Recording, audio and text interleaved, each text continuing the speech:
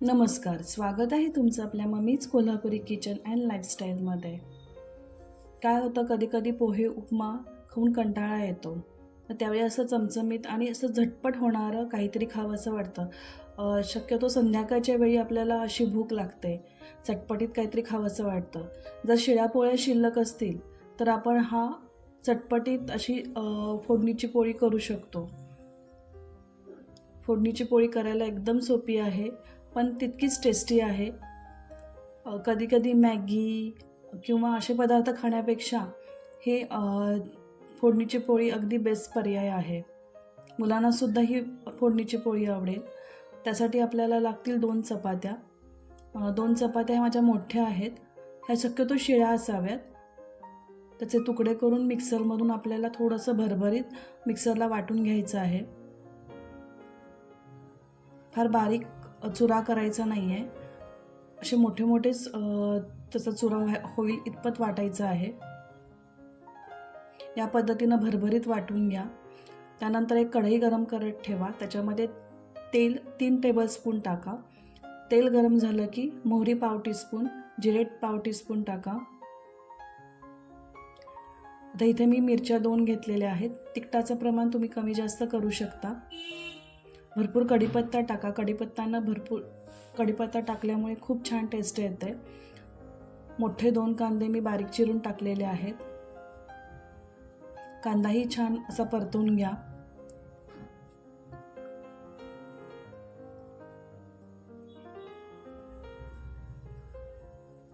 आता हिंग आणि हळद पाव टीस्पून टाका.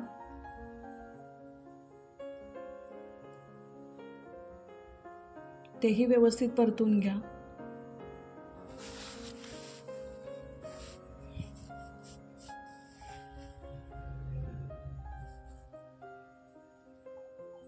आता शेंगदाणे पाववाटी टाकायचे आहेत. शेंगदाण्याचं प्रमाण तुम्ही तुमच्या आवडीनुसार करू शकता. इथे मी भाजलेले शेंगदाणे टाकलेले आहेत. तुम्ही कच्चे शेंगदाणेसुद्धा वापरले तरी चालतील. फक्त तेलामध्ये व्यवस्थित ते परतून घ्या.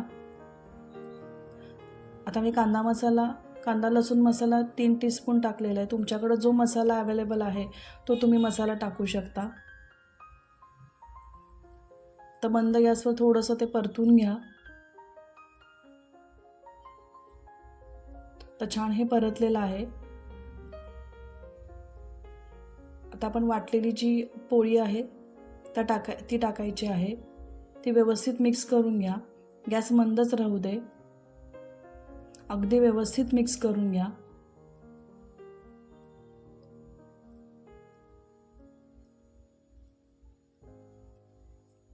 आता चवीनुसार मीठ आणि साखर टाका.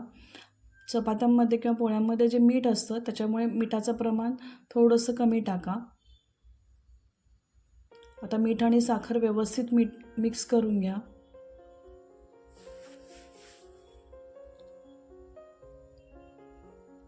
तर लिंबू अर्धा पिळायचा आहे. लिंबूनं छान टेस्ट येते. अगदी चटपटीत, तिखट, आंबट, गोड अशी चव येते.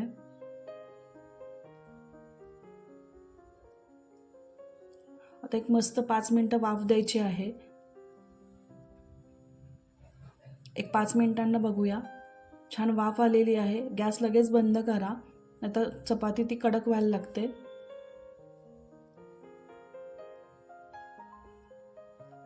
आता भरपूर कोथिंबीर टाका.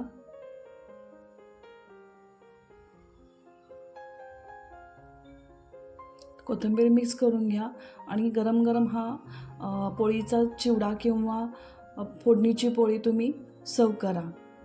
तुम्हाला ही रेसिपी आवडली असेल तर लाईक करा, शेअर करा आणि कमेंट करा. जर चॅनलवर नवीन असाल तर सबस्क्राईब करायला विसरू नका. परत भेटूया अशाच नवीन रेसिपींसाठी. तोपर्यंत मस्त खा आणि मस्त राहा.